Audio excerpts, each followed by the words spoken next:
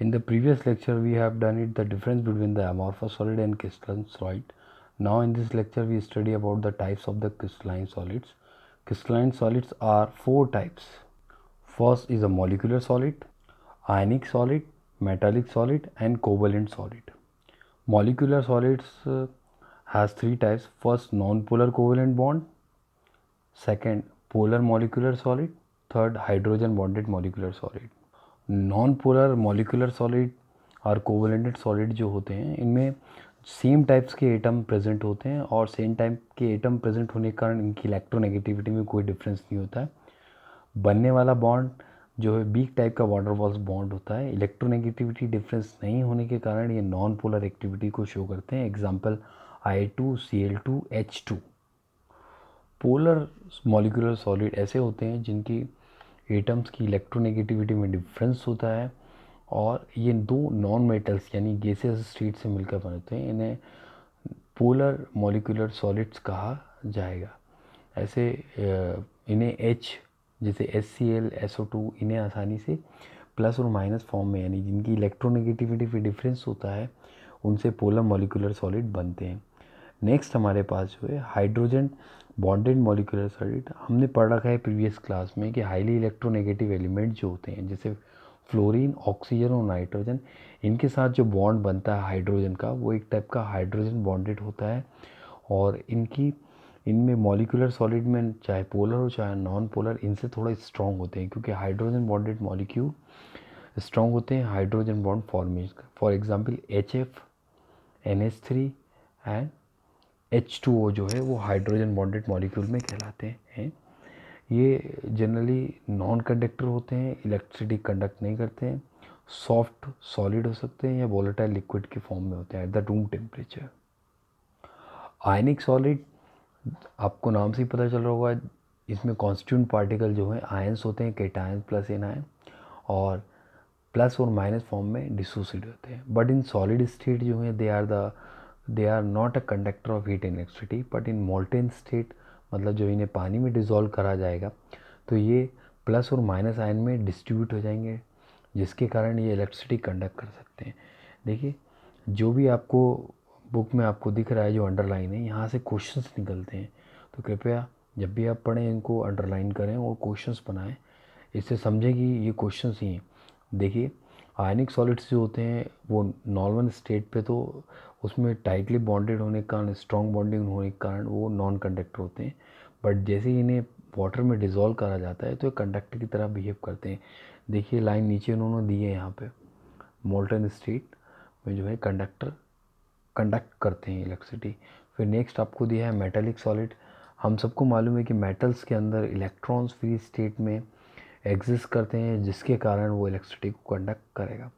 जितने ज़्यादा free electrons होंगे उसकी कंडक्टिविटी उतनी ही ज़्यादा होगी.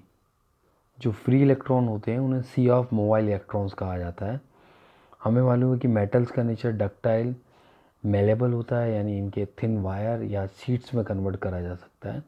तो मेटालिक क्रिस्टल का मेल्टिंग पॉइंट आयनिक क्रिस्टल और मोलिकुलर क्रिस्टल से ज़्यादा होता है बट कोवेलेंट क्रिस्टल से कम होता है. ओके, ये हम आगे पढ़ेंगे इस चीज़ को. लास्ट दिया है कोवेलेंट और नेटवर्क क्रिस्टल. कोवेलेंट बॉन्ड आपको मालूम है शेयरिंग से बनने वाला बॉन्ड है. इसमें दोनों ही एटम की जो शेयरिंग होती है इलेक्ट्रॉनों की वो बराबर होती है. मतलब दोनों के अंदर शेयरिंग प्रॉपर होने के कारण कोवेलेंट बॉन्ड का मेल्टिंग पॉइंट ज़्यादा होता है. आपसे एग्जाम में पूछा जाता है which crystalline solid has the maximum boiling point, maximum melting point. तो आपको बोलना है covalent crystal has the maximum melting point because it is formed by the sharing of electron. ये याद रखिएगा. कोवेलेंट क्रिस्टल को ही जेंट मॉलिक्यूल मानते हैं क्योंकि हमारे नेचर में अगर हम देखेंगे तो कोवेलेंट क्रिस्टल ज़्यादा होते हैं. कोवेलेंट बॉन्ड जैसे कार्बन क्रिस्टल्स होते हैं उनमें कोवेलेंट बॉन्ड होता है. कोवेलेंट बॉन्ड शेयरिंग से बनाए जाते हैं इसलिए इनका मेल्टिंग पॉइंट ज़्यादा होता है. ये चीज़ आप दिमाग में बिठा लीजिए. कोवेलेंट क्रिस्टल के फेमस एग्जांपल्स आपने देखे हैं.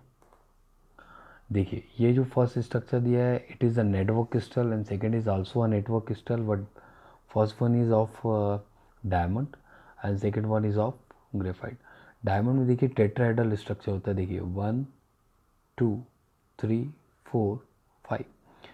यानी बीच में जो सेंटर एटम है वो चारों तरफ से डिफरेंट एटम से या सेम एटम से घिरा हुआ है, जिसके कारण अगर डायमंड क्रिस्टल है तो चारों तरफ से जो कार्बन से घिरा हुआ है, एक कार्बन और दूसरे कार्बन के बीच की डिस्टेंस है 154 पिकोमीटर होती है, और काफ़ी कंडेंस स्ट्रक्चर होने के कारण इसकी स्टेबिलिटी ज़्यादा होती है, इसलिए डायमंड कहा जाता है कि it is a hardest substance of nature.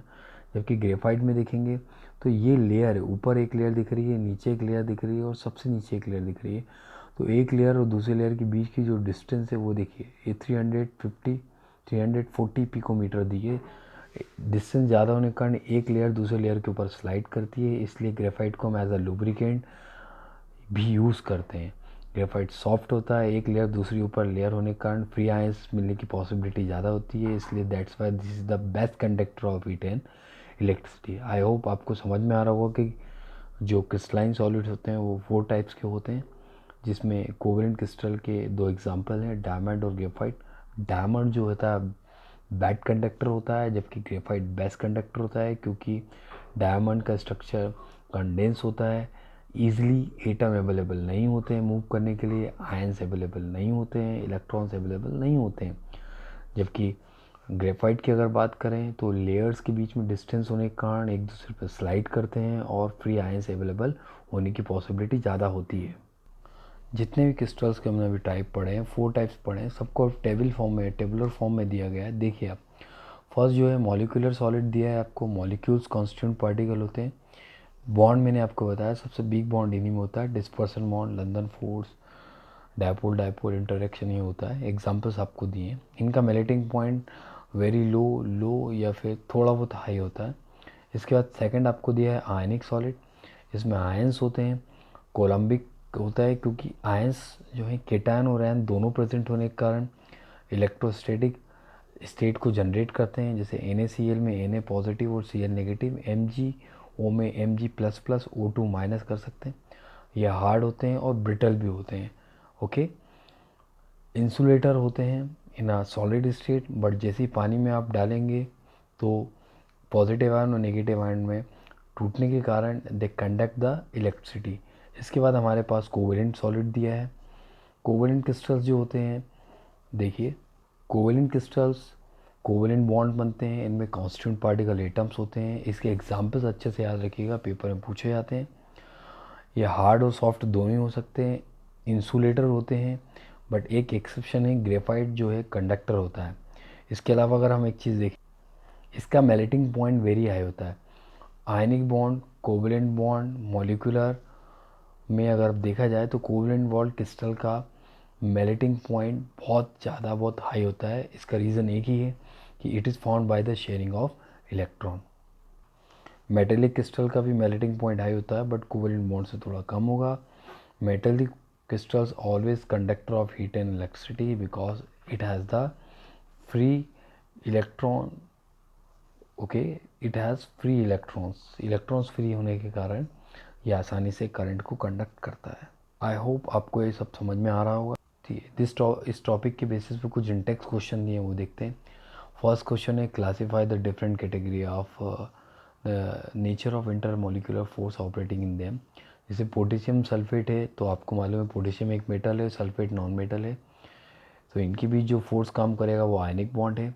Tin एक मेटल है, मेटेलिक बॉन्ड। बेंजीन एक ऑर्गेनिक कंपाउंड है, कोवेलेंट बॉन्ड काम करेगा। यूरिया कोवेलेंट बॉन्ड काम करेगा। अमोनिया NH3 होता है, हाइड्रोजन बॉन्डेड होता है। वाटर हाइड्रोजन बॉन्डेड होता है। Zinc sulphate metallic, zinc sulphate एक आयनिक बॉन्ड फॉर्मेशन करेगा। ग्रेफाइट कोवेलेंट बॉन्ड करेगा। रुबिडियम मेटेलिक बॉन्ड करेगा। आर्गन देखिए एक गैसियस फॉर्म में होता है और गैसेस में मॉलिक्यूलर नॉन पोलर बॉन्ड होता है। सिलिकॉन कार्बाइड अभी हमने पढ़ा था कि कोवेलेंट बॉन्ड इसके अंतर्गत होता है। सेकंड क्वेश्चन देखिए, solid A is a very hard electric insulator in a solid state as well as in the molten state and melt at the extremely high temperature. What is the type of solid is? Questions को ध्यान से समझिए। यहाँ पे ये बोल रहा है कि जो सॉलिड ए है वो सॉलिड स्टेट में और लिक्विड स्टेट में, दोनों ही स्टेट में वो इंसुलेटर यानी करंट कंडक्ट नहीं करेगा और इसका मेल्टिंग पॉइंट बहुत ज़्यादा है। देखिए, melt at the extremely high temperature, what type of crystal. कई लोग आपको कन्फ्यूज़न होगा कि ये तो आयनिक क्रिस्टल उसका, बट देखिए ये बोल रहा है कि insulator in solid state as well as in the molten state, यानी ये कोवेलेंट क्रिस्टल होगा, क्योंकि कोवेलेंट क्रिस्टल किसी भी स्टेट में वो नॉन कंडक्टर ही रहेगा और मेल्टिंग पॉइंट इसका हाई रहता है। Ionic solid conduct directly in the molten state but not in the solid state, क्योंकि फ्री आयंस नहीं होते हैं, मोल्टेन स्टेट में फ्री आयंस होते हैं, इसलिए करंट को कंडक्ट करता है। लास्ट क्वेश्चन दिया, what type of solid are electric conductor malleable and ductile. तो आपको मालूम है मेटेलिक सॉलिड्स होते हैं इलेक्ट्रिक कंडक्टर होते हैं और मेलेबल एंड डक्टाइल होते हैं। Thank you very much.